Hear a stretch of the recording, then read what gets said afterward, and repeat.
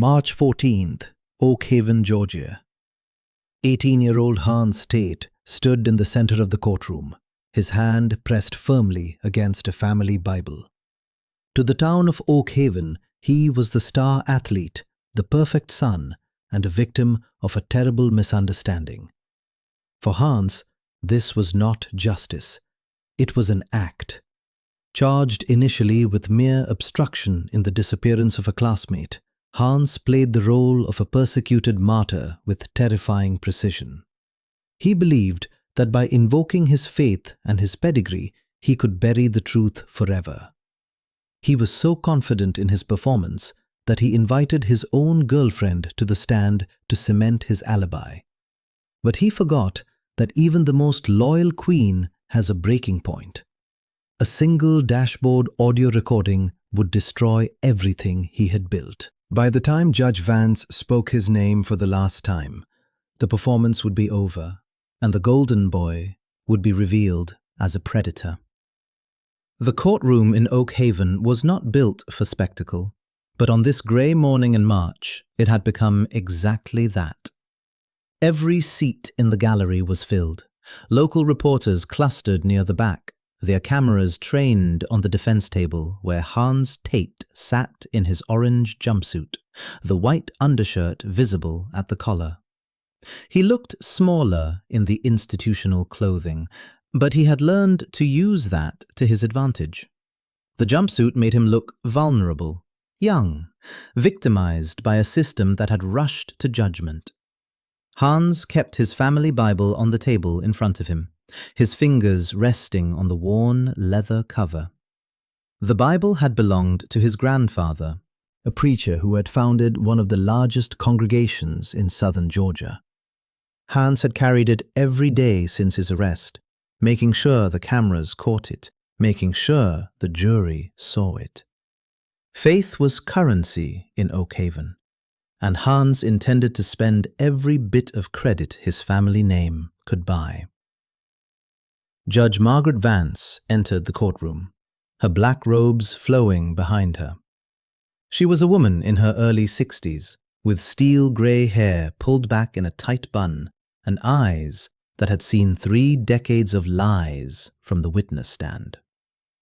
She took a seat at the bench and surveyed the room with the calm authority of someone who had presided over everything from petty theft to capital murder.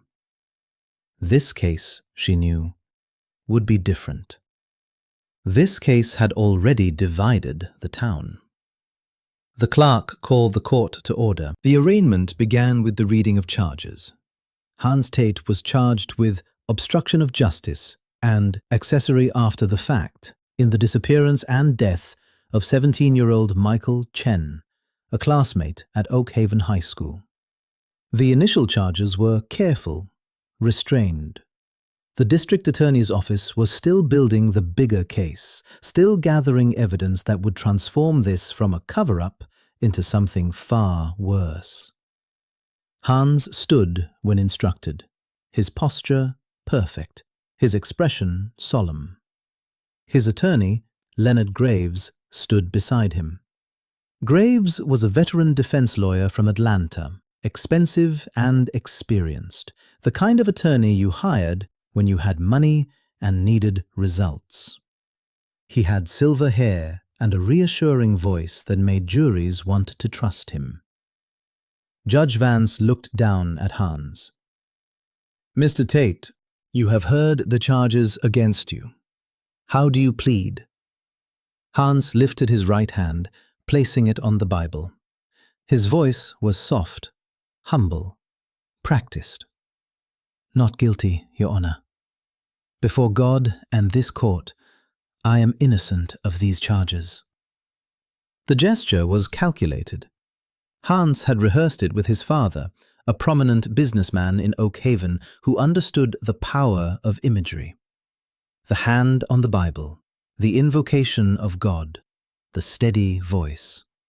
It was theatre, and Hans was the lead actor. The prosecutor, District Attorney Rebecca Morris, watched from her table with an expression that gave nothing away. She was a woman in her late 40s, with dark hair streaked with grey and the lean, focused energy of a long-distance runner. She had grown up in Oak Haven, had gone to the same high school as Hans, though decades earlier. She knew how the town worked, knew the power of families like the Tates, knew that this case would require more than just evidence. It would require dismantling a myth. Judge Vance set the trial date and dismissed the arraignment. As Hans was led out of the courtroom, he turned to face the gallery. His parents sat in the front row, his mother dabbing at her eyes with a tissue, his father sitting ramrod straight with his jaw set. Hans gave them a small nod, a gesture of strength and reassurance. Then he turned to the cameras and allowed himself a moment of composed sorrow, his eyes glistening, but not quite producing tears. On the courthouse steps, Leonard Graves made a statement to the assembled press. Hans stood beside him, the Bible clutched to his chest, his head bowed as if in prayer. Graves spoke of his client's character, his devotion to his community, his shock and grief over the loss of his classmate. He spoke of a rush to judgment, of a town looking for someone to blame, of a young man being persecuted for his prominence. Then Hans stepped forward. He had insisted on this moment, despite Graves' advice to remain silent. Hans needed the town to hear from him, needed them to see his sincerity. He looked directly into the nearest camera, his voice steady and gentle. I forgive those who have falsely accused me. I forgive them because that is what my faith teaches. Michael Chen was my friend. I grieve for him and his family. I pray that the truth will come to light and that justice will be served. Not for me, but for Michael. It was a masterful performance. Several people in the crowd nodded. A few wiped their eyes. Hans had always known how to work a room, but Rebecca Morris, watching from inside the courthouse, felt her jaw tighten. She had seen the evidence. She knew what Hans Tate really was. The investigation had begun 3 weeks earlier, when Michael Chen failed to come home from school. His parents, David and Linda Chen, had reported him missing that evening. Michael was a quiet boy, studious and shy, the kind of teenager who kept his head down and stayed out of trouble. He had no history of running away, no reason to disappear. The Oak Haven Police Department had treated it as a critical missing person case from the start. Detective Russell Miller had been assigned as the lead investigator. Miller was a 20-year veteran of the department, a methodical man with a reputation for thoroughness. He had started with the basics: Michael's last known location, his friends, his routine. Michael had been seen leaving school at 3:15 in the afternoon, walking alone toward the parking lot. He never made it home. The first break came 2 days into the investigation, when a cadaver dog alerted in the woods behind Oak Haven High School. The search team found a shallow grave, approximately 200 yards from the football field. The body was Michael Chen. The medical examiner determined that he had died from blunt force trauma to the head, likely from a heavy object. Time of death was estimated at between 4 and 6 in the afternoon on the day he disappeared. The crime scene was processed with meticulous care.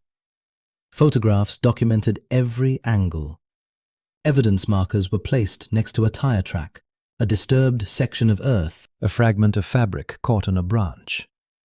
The forensic team collected soil samples, plant material, and trace evidence.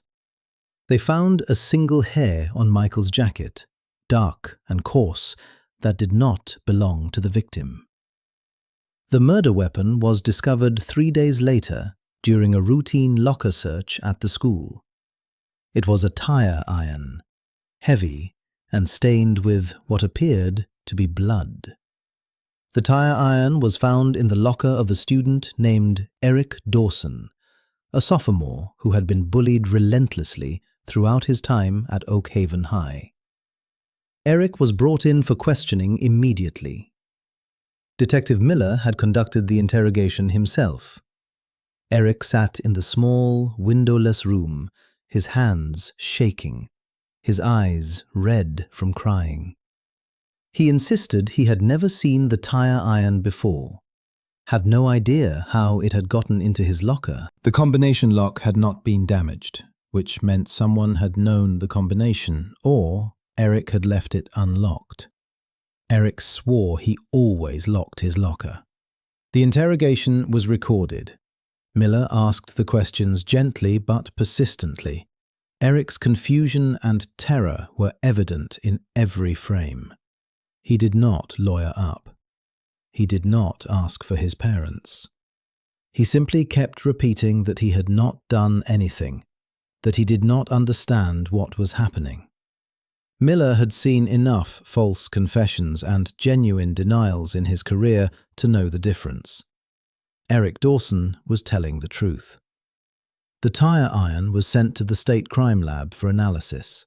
The blood was confirmed to be Michael Chen's, but the fingerprints were the critical detail.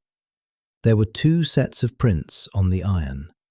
One belonged to Eric Dawson, but they were only on the handle, and they were smudged, as if the iron had been pressed into his hand while he was not gripping it firmly. The second set of prints was under a layer of adhesive residue, as if someone had wrapped the handle in tape and then removed it. Those prints were partial, but they were clear enough for analysis. Miller had run the prints through every database available. No match. That meant the second person had no criminal record. But Miller had a theory. He requested fingerprint samples from every student who had access to the locker area during the relevant time frame. It was a long list, but Miller was patient.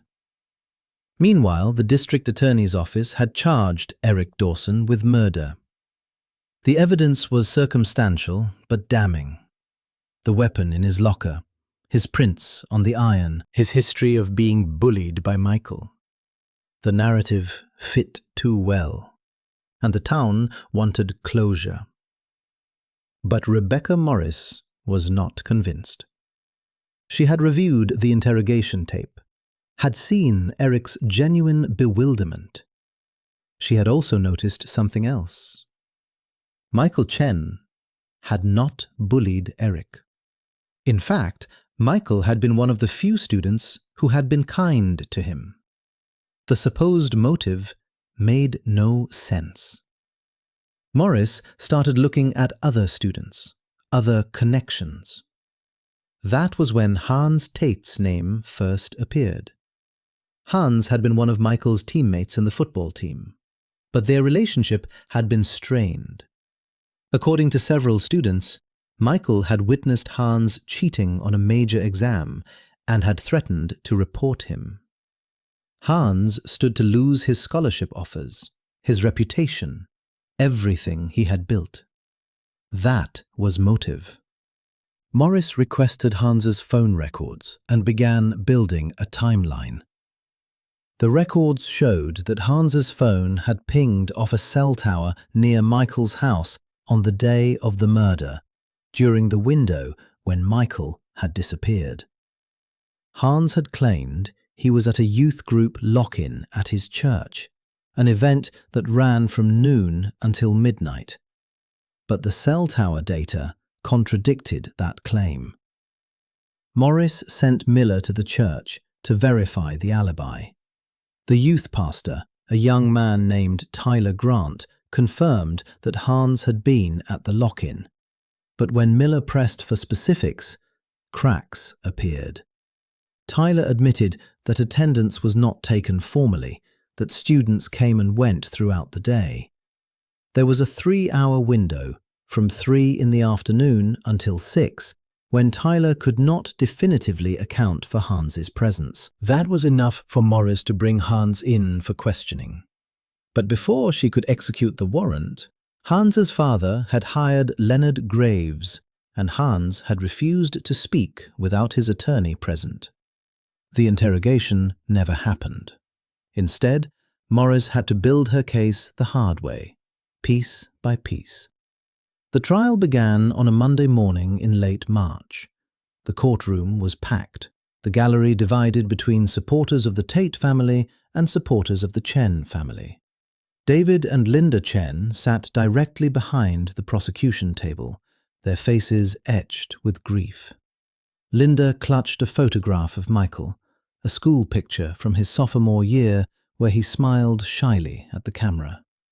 Hans entered the courtroom in his orange jumpsuit, the Bible once again in his hands. He had perfected his walk, a slow, humble gait that suggested weariness and sorrow. He took his seat at the defense table and opened the Bible to a marked page, his lips moving slightly as if in silent prayer. The jury watched, and Hans knew they were watching. He was giving them the image of a faithful young man unjustly accused. The jury had been selected over 2 days of voir dire. 12 citizens of Oakhaven, a mix of ages and backgrounds. Graves had used his challenges to eliminate anyone who expressed strong opinions about wealth or privilege. Morris had eliminated anyone who expressed reflexive deference to authority or religion. What remained was a jury that both sides believed they could persuade. Morris stood to deliver her opening statement.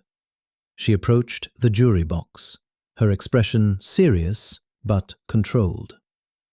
Ladies and gentlemen, this case is about a lie so well constructed, so carefully performed, that it almost worked. The defendant, Hans Tate, wants you to believe that he is a victim. He wants you to see the Bible he carries, the tears he sheds, the faith he professes. But I am here to show you the truth. Hans Tate murdered Michael Chen to protect his own future. And when he was done, he framed an innocent boy to cover his crime. She walked them through the timeline. Michael's threat to report the cheating, Hans's motive, the cell tower data that placed Hans near the scene, the discovery of the body, the tire iron planted in Eric Dawson's locker. Morris spoke clearly and directly, making eye contact with each juror. She was building a foundation, brick by brick. Graves delivered his opening with the smooth confidence of a man who had done this 100 times before. He spoke of reasonable doubt, of circumstantial evidence, of a rush to judgment. He reminded the jury that Hans Tate was a model student, a leader in his church, a young man with no history of violence.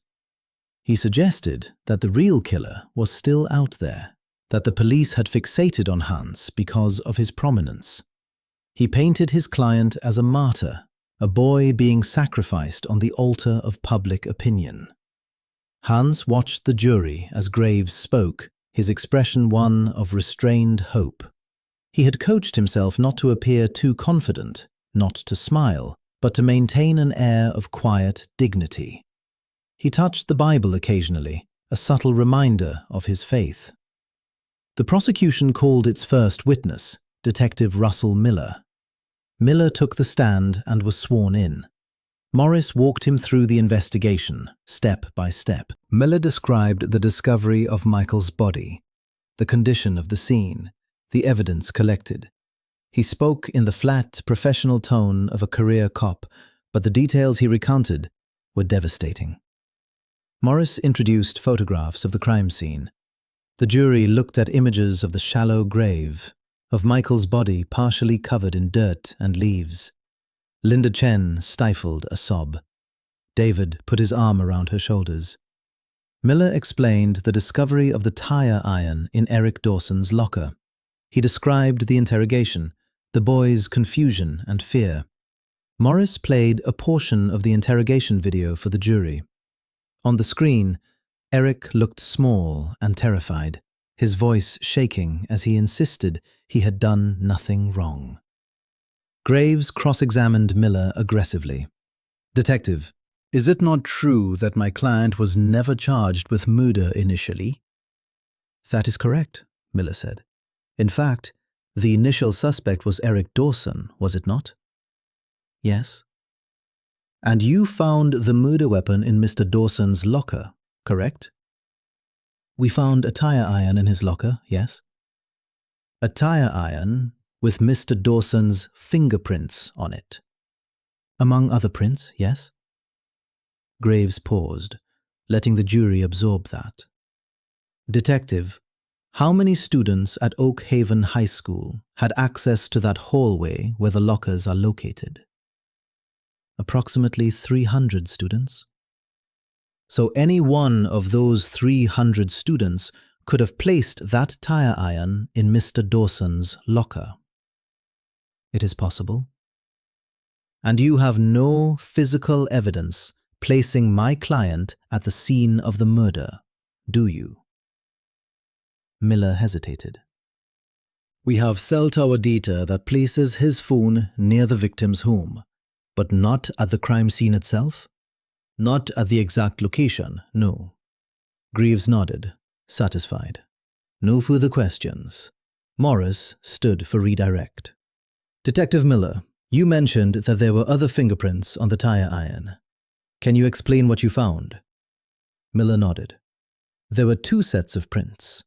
One set belonged to Eric Dawson, but they were smudged and appeared to have been applied post-mortem, meaning after the blood had dried. The second set was partial but clear. Those prints were under a layer of adhesive residue. What does that suggest to you?" "It suggests that someone wrapped the handle of the tire iron, likely with tape, to avoid leaving prints during the crime. Later, they removed the tape and pressed the iron into Eric Dawson's hand to plant his prints." "Objection," Graves called out. "Speculation." "Overruled," Judge Vance said. "The witness is providing his expert opinion based on the evidence." Miller continued. "We ran the partial prints through our databases. No match in the criminal system. But we compared them to prints we collected from students at the school." "And did you find a match?"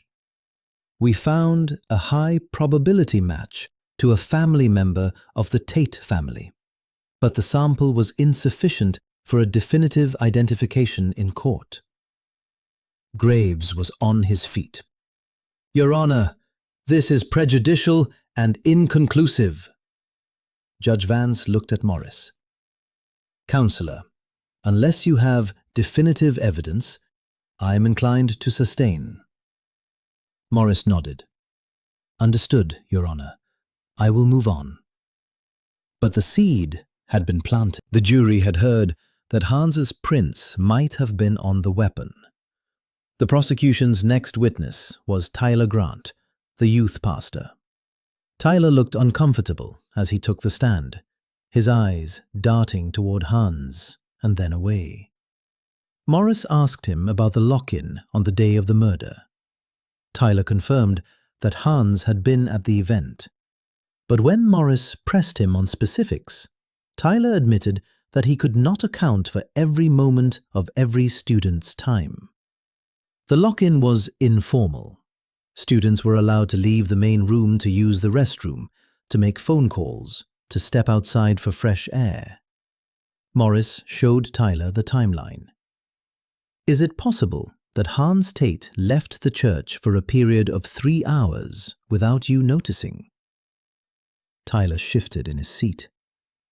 I suppose it is possible, yes. And during that 3-hour window, from 3 until 6 in the afternoon, can you definitively say that you saw Hans Tate at the church? Tyler looked at Hans, his expression pained.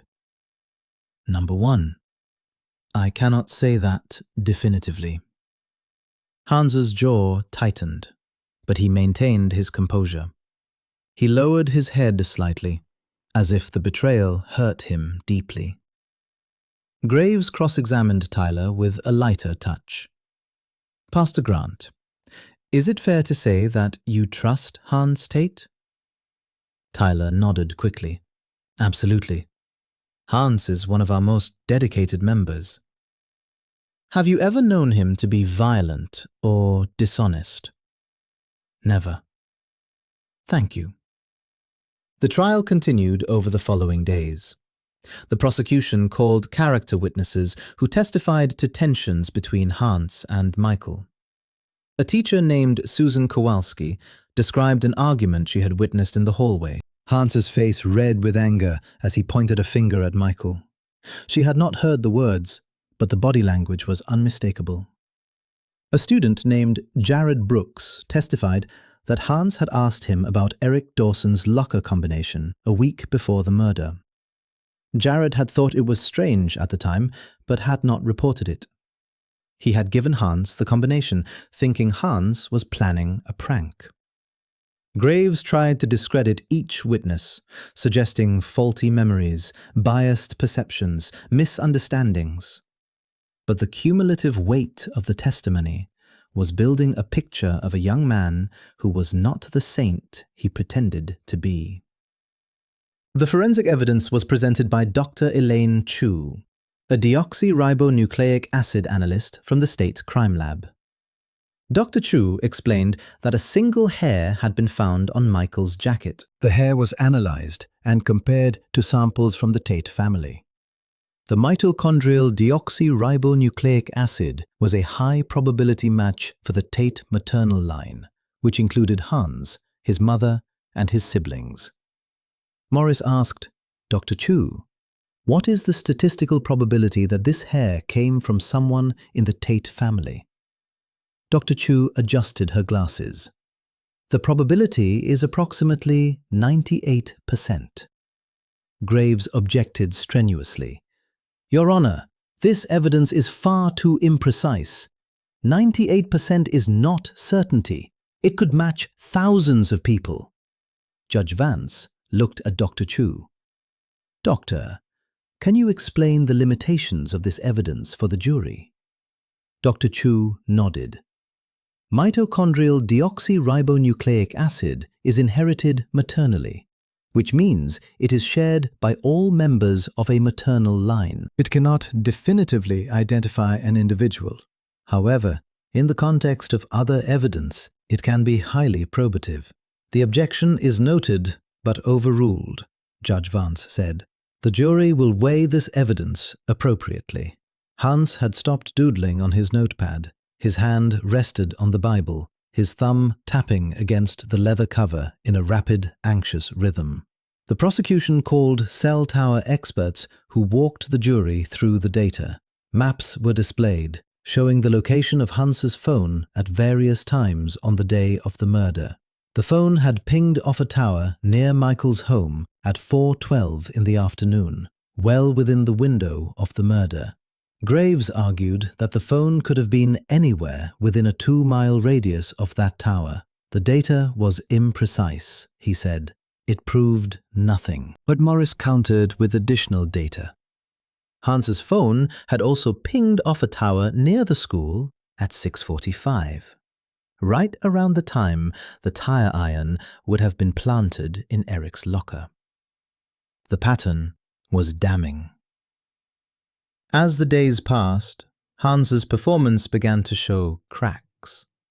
He still carried the Bible, still bowed his head in prayer, but the strain was visible. His eyes were shadowed, his movements less fluid.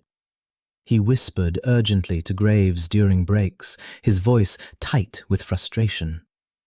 In the hallway outside the courtroom, Graves pulled Hans aside. You need to stay calm. The jury is watching you every second. Hans's voice was low and sharp. I am calm. But this is ridiculous. They have nothing concrete. It is all circumstantial. Graves sighed. Circumstantial evidence can convict. You need to trust me and stop trying to control the narrative. Hans looked at him with thinly veiled contempt. I have been controlling the narrative my entire life, Mr. Graves. That is why I am still sitting at that table instead of in a cell. Graves said nothing, but he felt a chill. He had defended guilty clients before, but Hans was different. Hans believed he was untouchable. The prosecution's case was methodical, building layer upon layer. But the critical moment, the evidence Morris had been holding back, was still to come. Maya Reyes had been Hans's girlfriend for 2 years. She was a senior at Oak Haven High, a cheerleader with long dark hair and a bright smile that had dimmed considerably since the trial began. She sat in the gallery every day, her eyes fixed on the floor, refusing to meet Hans's gaze. Morris had interviewed Maya multiple times during the investigation. At first, Maya had supported Hans's alibi, insisting he had been with her during the critical hours. But as the evidence mounted, Morris had seen the fear in Maya's eyes. She had pressed gently, offering protection, offering a way out. And eventually, Maya had broken. She had told Morris about the recordings. Hans had insisted that they record their conversations, their dates, their time together. He called them mementos, keepsakes of their relationship. But Maya had realized they were something else. They were insurance, a way for Hans to control her story. If she ever contradicted him, he could use the recordings to discredit her. But Maya had kept one recording Hans did not know about. It was from the night after Michael's body was found, a conversation in Hans's car as he drove her home. Maya had been terrified, had questioned Hans about where he had been, what he knew. And Hans had let his mask slip. Morris called Maya to the stand as a hostile witness. Maya walked to the witness box slowly, her hands trembling. She was sworn in and took her seat, her eyes finally lifting to look at Hans. Hans smiled at her. It was meant to be reassuring, but it looked predatory. His eyes were cold. Morris began gently.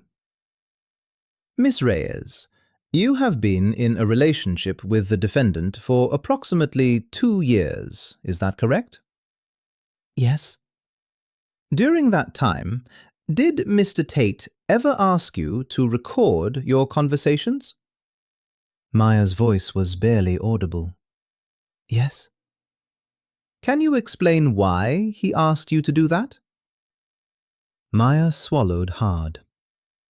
He said he wanted to remember our time together. He said it was romantic. Did you find it romantic? Maya shook her head. No. It felt like he was collecting evidence. Graves stood. Objection, speculation, and characterization. Overruled, Judge Vance said. The witness may describe her feelings. Morris continued. Miss Reyes, did there come a time when you made a recording without the defendant's knowledge? Maya nodded. Yes. Can you tell the jury about that recording? Maya's eyes filled with tears. It was the night after they found Michael's body. Hans was driving me home. I was scared. I had been asking him questions, and he got angry. I turned on my phone's voice recorder and put it in my purse. I just wanted to protect myself. What did you hear on that recording? Maya looked at Hans, and for the first time, there was defiance in her eyes. I heard him confess. The courtroom erupted. Judge Vance slammed her gavel. Order! Order in this court! Graves was on his feet, his face red. Your Honor, this is outrageous. We were never informed of this evidence. This is a violation of discovery. Morris turned to the judge. Your Honor, Miss Reyes only turned over this recording to our office 3 days ago. We have provided it to the defense in accordance with our obligations. The delay was due to Miss Reyes's fear for her safety. Judge Vance looked at Graves. Mr. Graves, you have had 3 days to review this evidence. That is sufficient. We will proceed. Graves sat down slowly, his mind racing. 3 days was not enough. He had listened to the recording, and he knew it was devastating. Morris approached the bench. Your Honor, the state would like to present Exhibit 102, the recording provided by Miss Reyes. We have labeled it the Protect Me recording. Judge Vance nodded. Proceed. The courtroom went silent. The bailiff dimmed the lights slightly. A laptop was connected to the courtroom's sound system, and Morris pressed play. At first, there was only the sound of a car engine, the hum of tires on asphalt. Then voices, muffled but clear enough to understand. Maya's voice came first, shaky and uncertain. Hans, where were you that day, when Michael went missing? Hans's voice was calm, almost bored. I was at the lock-in. You know that. But people are saying your phone was somewhere else. People say a lot of things. It does not make them true. There was a long pause. Then Maya's voice again, quieter. I am scared, Hans. Hans laughed. It was a short, sharp sound, devoid of warmth. You are scared? Of what? Of all of this, of what is happening, of what they are saying about you. What they are saying about me is lies, Maya, and you know it. You are going to tell them I was with you.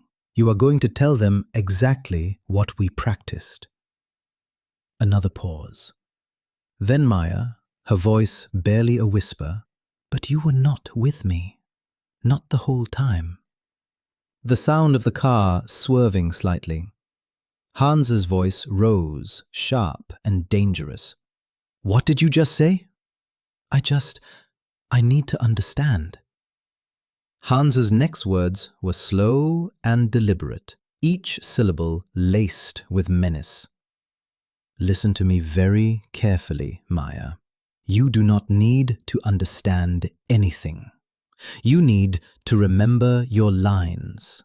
You need to remember that if you want to walk across that stage at graduation, if you want to be my queen, you stay in line. Do you understand me? Maya did not respond. Hans continued, his voice dropping to a near whisper. I put that knife in Eric's locker. That freak is going down for this. He is perfect for it. Nobody will question it. And if you breathe a word, if you even think about turning on me, I will make sure you end up in the dirt, right next to Michael. Now smile and tell me you understand.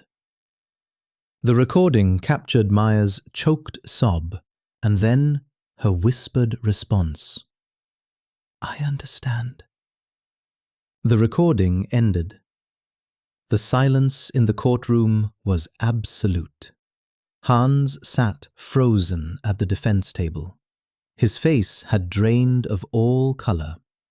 The Bible slipped from his hands and hit the floor with a heavy thud that echoed through the room. His mouth hung open. His carefully constructed mask shattered completely. The gallery erupted. Linda Chen screamed, a raw sound of grief and fury. David Chen stood, his hands clenched into fists, restrained only by the prosecutor's assistant. Hans's mother buried her face in her hands, her shoulders shaking. His father sat motionless, staring at his son with an expression of utter horror. Judge Vance slammed her gavel repeatedly. "Order! I will have order in this court, or I will clear this room." Gradually, the noise subsided, but the damage was done. The jury had heard Hans's voice, cold and cruel and utterly devoid of the piety he had been performing. They had heard him confess to planting the weapon, to framing Eric Dawson, to threatening Maya's life. Graves sat with his head in his hands. There was no cross-examination that could undo this. There were no questions he could ask Maya that would rehabilitate his client. The performance was over. Morris stood. "Your Honor, the prosecution rests." Judge Vance looked at Graves. "Mr. Graves, does the defense wish to present any witnesses?" Graves rose slowly. He looked at Hans, who was staring at the table, his chest heaving with shallow, panicked breaths. "Your Honor, the defense rests." There was a murmur in the gallery. It was the only move Graves could make. Putting Hans on the stand now would be suicide. The prosecution would tear him apart. Judge Vance dismissed the jury for deliberation. As the jurors filed out, several of them looked at Hans with expressions of disgust. One older woman shook her head sadly. Hans was led out of the courtroom by the bailiffs. He walked like a man in a trance, his legs barely supporting him. The orange jumpsuit that had once been a prop now looked like exactly what it was: a prison uniform. The jury deliberated for less than 2 hours. When they returned, the forewoman stood and delivered the verdict. "We find the defendant, Hans Tate, guilty of murder in the 1st degree. We find the defendant guilty of obstruction of justice. We find the defendant guilty of witness intimidation." Linda Chen collapsed into her husband's arms, sobbing. David held her tightly, his own tears streaming down his face. Hans showed no reaction. He sat perfectly still, staring at nothing. Judge Vance set the sentencing hearing for the following week. The courtroom cleared slowly, the weight of the verdict hanging over everyone. In the days between the verdict and sentencing, the town of Oakhaven struggled to process what had happened. Hans Tate, the golden boy, the star athlete, the faithful son, had been revealed as a murderer. The cognitive dissonance was too much for some. A few of Hans's supporters insisted the recording had been faked, that it was a conspiracy. But most people accepted the truth. They had been deceived. The sentencing hearing was held on a Friday morning. The courtroom was once again packed. Hans entered in his orange jumpsuit, his hands cuffed in front of him. He no longer carried the Bible. He no longer performed. His face was blank, his eyes hollow. Judge Vance allowed victim impact statements before sentencing. David Chen stood first. He walked to the podium slowly, carrying a folder of papers. He looked at Hans for a long moment, then spoke. "My son, Michael, was not a loud person. He did not demand attention. He was quiet, thoughtful, kind. He helped his younger sister with her homework. He volunteered at the animal shelter.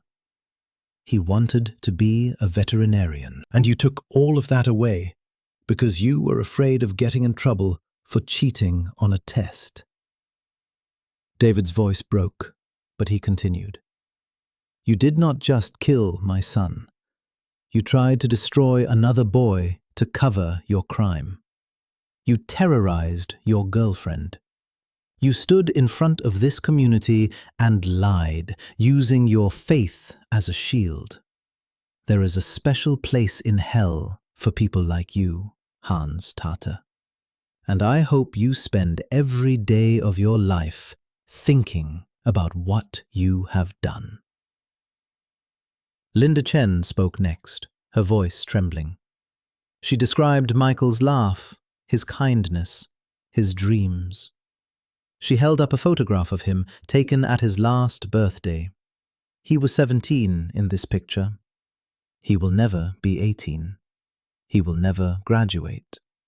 He will never fall in love. You stole his entire future, and for that, I will never forgive you. Then Eric Dawson stood. He walked to the podium, his hands shaking slightly. He looked directly at Hans, his voice steady. I was scared of you. Everyone was scared of you. You had everything, popularity and talent and a future, but it was not enough.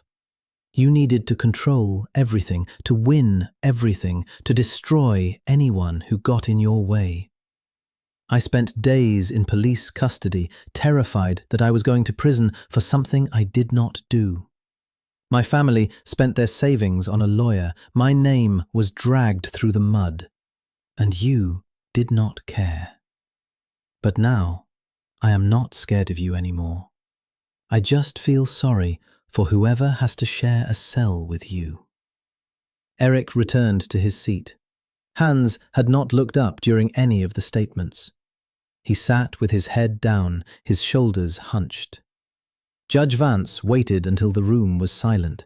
Then she spoke, her voice low and controlled, but carrying the weight of absolute authority.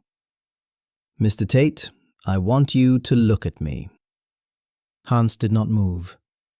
Judge Vance's voice hardened. I said, look at me. Slowly, Hans raised his head.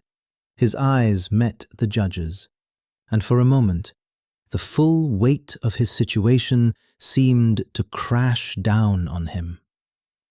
Judge Vance leaned forward, her gaze unwavering. I have been a judge for 32 years. In that time, I have presided over hundreds of cases. I have seen people commit crimes out of desperation, out of passion, out of fear. I have seen people make terrible mistakes and show genuine remorse. But I have rarely seen what I saw in this courtroom over the past weeks. She paused, letting her words settle. You, Mr. Tate, are a performer. From the moment you walked into this courtroom, you treated this trial as a stage. You carried a Bible not because you sought comfort or guidance, but because you believed it would manipulate the jury. You bowed your head in false prayer. You wiped away tears you did not feel.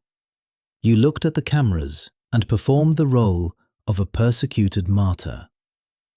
Hans's jaw clenched, but he said nothing. Judge Vance continued, her voice rising. You had the audacity to invoke God, to use a sacred text as a prop for your lies. You stood on the courthouse steps and spoke of forgiveness while you had blood on your hands. You terrorized a young woman into silence, threatened her life, and tried to mold her into an accomplice. And you framed an innocent boy, a boy who had done nothing to you, a boy whose only crime was being vulnerable. The judge's eyes blazed with controlled fury. Michael Chen threatened to report your cheating. That was his crime in your eyes. He was going to tell the truth, and you could not allow that, so you killed him. You beat him to death and buried him in the woods. And then, with the same hands that took his life, You planted the weapon in another boy's locker. You tried to destroy 2 lives to protect your own reputation.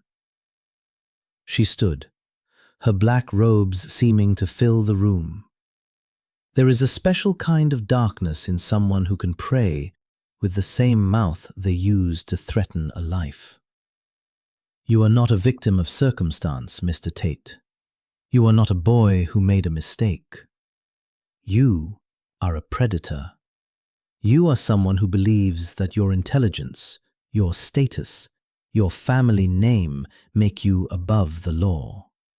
You believe that the rules that govern the rest of us do not apply to you. Hans's breathing had become ragged. His hands were shaking.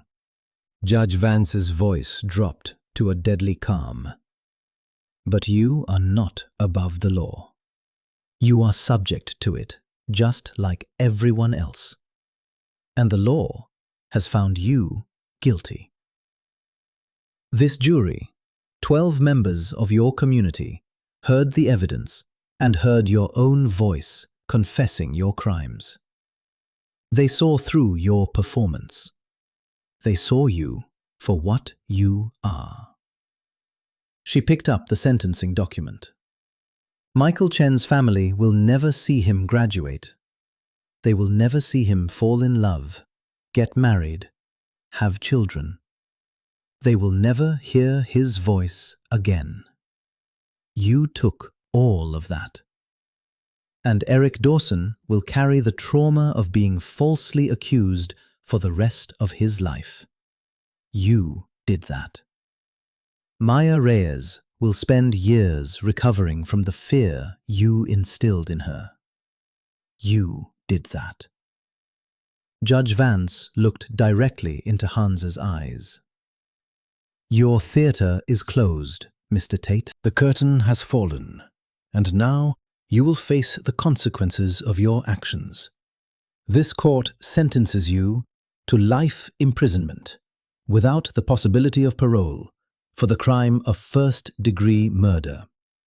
You will serve an additional 10 years for obstruction of justice and 5 years for witness intimidation, to run consecutively.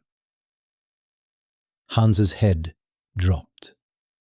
A choked sound escaped his throat, something between a sob and a gasp.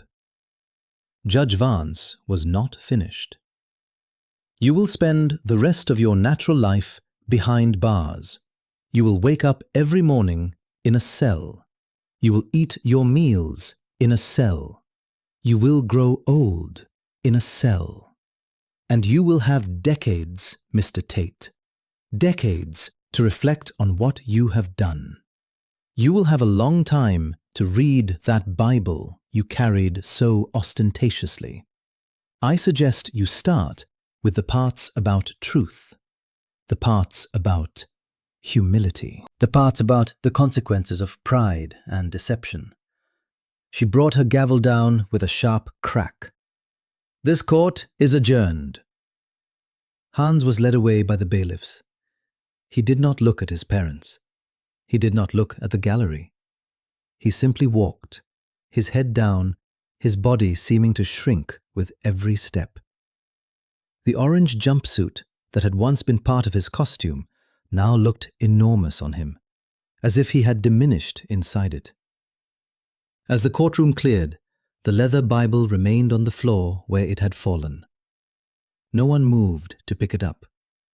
It lay there, abandoned and forgotten, a symbol of the lies that had been stripped away. Outside the courthouse, the Chen family held a brief press conference.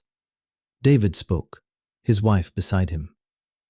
Justice has been served today. Our son Michael can rest in peace. We are grateful to the prosecution, to the jury, and to Maya Reyes for her courage. We hope that this case sends a message that no one is above the law, no matter their family name or their reputation. Linda added, her voice shaking.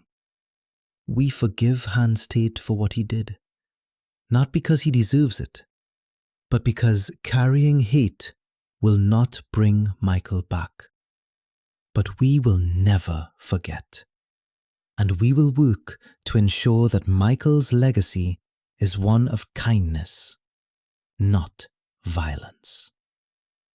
The Tate family left through a side entrance, avoiding the cameras. They made no statement. In the weeks that followed, Oak Haven began the slow process of healing.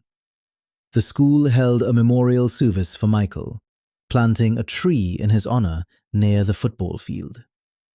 Eric Dawson received a formal apology from the police department and the district attorney's office. A scholarship fund was established in his name, supported by donations from the community. Maya Reyes transferred to a different school for her final semester. She gave one interview to a local newspaper in which she spoke about the importance of speaking up, even when you are afraid. She said that Hans had made her believe she was powerless, but she had learned that the truth was more powerful than any threat. Hans Tate was transferred to a maximum security prison in central Georgia. He was placed in protective custody initially, as high-profile inmates often are, to prevent violence from other prisoners. He was assigned a cell, given a schedule, and told the rules. His life, once filled with adulation and opportunity, had been reduced to a routine of confinement. In his cell, Hans spent hours staring at the concrete walls. He thought about the trial, about the recording that had destroyed him. He replayed the moment over and over in his mind. The moment when his own voice had filled the courtroom and shattered his carefully constructed image. He thought about Maya, about the look in her eyes when she had testified. He had underestimated her. He had believed she would never betray him. But mostly, Hans thought about himself. Even now, even after everything, he struggled to accept that he had been wrong. In his mind, he rewrote the narrative. He had been unlucky. The recording had been a fluke. If Maya had not turned on him, if the jury had been more sympathetic, if his lawyer had been better, things would have been different.